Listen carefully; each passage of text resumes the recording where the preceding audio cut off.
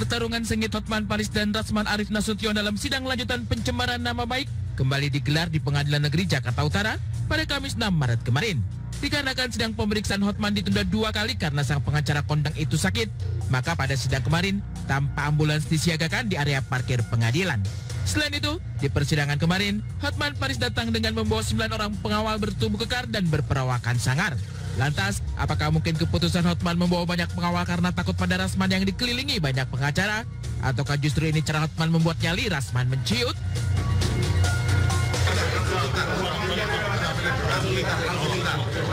Kalian di belakang.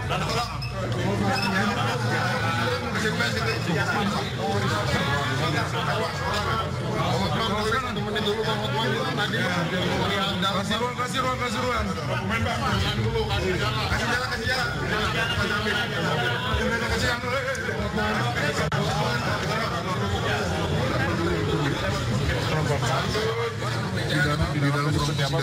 Di dalam ruang persidangan dia sudah takut sama hakim.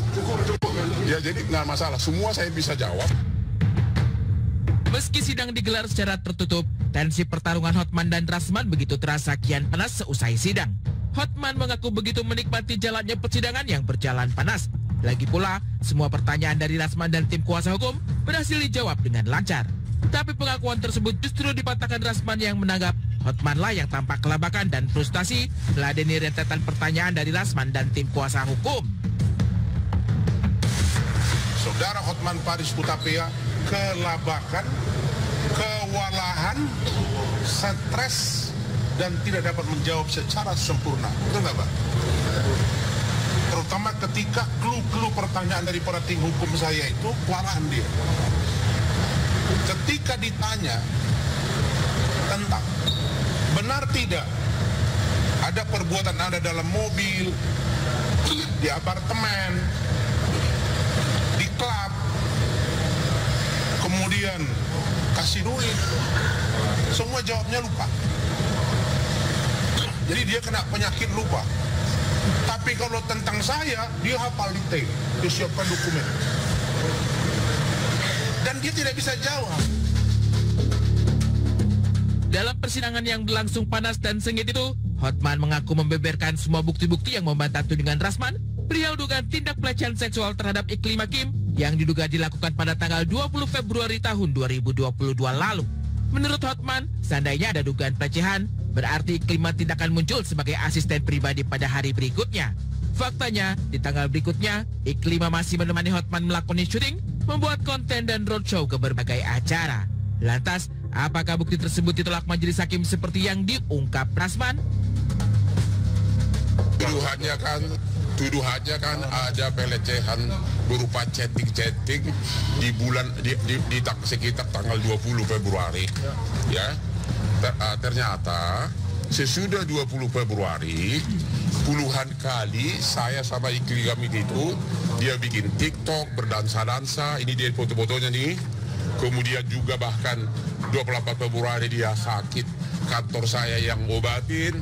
Terus sampai ikut dia show, ikut TV show, ya, ikut dia jadi figuran. Bahkan selama ada sampai berapa kali nih, dia itu meluk-meluk saya. Berarti kan kalau ada pelecehan sebelumnya, masa berkali-kali di TV show dia peluk-peluk saya dan ikut sebagai... Ditolak, buktinya ditolak sama majelis hakim. Makanya KU itu, saya bilang, di depan semua orang, maka saya minta di TV bisa live, supaya kalian tahu kualitas dia dengan kualitas Rasman. Allah yang maha memberi ilmu pengetahuan, Allah yang menjaga lisan kita. Sombong, ciri-ciri orang yang jatuh. Diketahui, perkenalan Iklim Hakim dan Hotman Paris terjadi pada tahun 2022. Dari perkenalan itu, Iklim kemudian diangkat menjadi asisten pribadi ke-9. Sejak itulah, nama Iklim ramai dikenal dan karirnya di sosial media pun meringsek naik. Tapi seiring berjalan waktu, hubungan Aspri dan bos itu retak. Ironisnya, keputusan Iklim menunjuk Rasman sebagai kuasa hukum saat itu justru menjadi bumerang. Tak hanya hubungan Iklim dan Hotman yang kian hancur, Iklim pun diduga di framing untuk menyerang Hotman lewat tudingan dugaan pelecehan yang dialaminya. Dan juga si Iklim mengaku sejak awal dituduh sebagai kuasa, si Rasman itu sudah bujuk-bujuk dia, honor 500 juta, gratis, asal kau mau kawin dengan saya, istri ke-8. Iklim hakim, data ada di saya. Bukti kita kuat, tinggal kau yang akan menjelaskan. Kalau kau masih bertahan dengan keteranganmu, dua-dua kalian akan kami seret ke polisi karena melakukan keterangan palsu. Entah skenario apa yang sebenarnya disiapkan Rasman, yang pastinya semuanya buyar. Rasman gigit jari, ia gagal total membuat lawannya tumbang. Alih-alih menyeret Hotman ke dalam jeruji besi, nasib Rasman lah yang kian langsa duduk di kursi pesakitan sebagai terdakwa. Sementara dugaan pelecehan yang dialamatkan terhadap Hotman justru dipatahkan.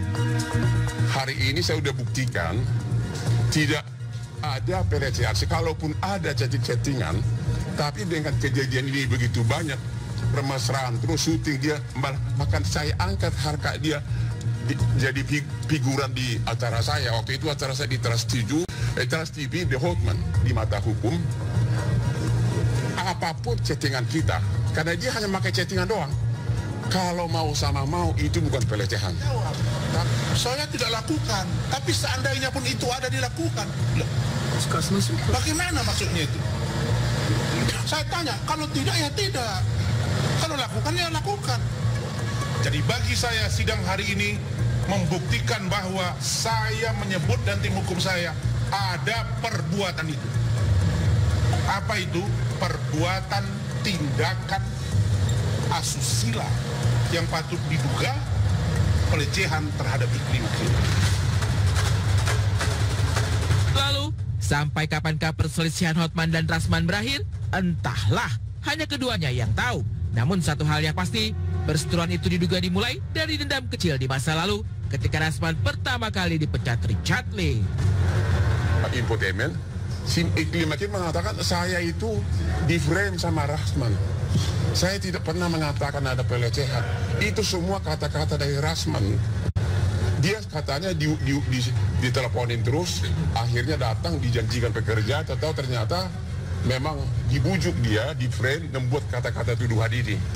Ya, karena si Rasman itu dendam sama saya, gara-gara dia dipecat Richard Lee, saya dekat sama Richard Lee, dikiranya saya merebut klien.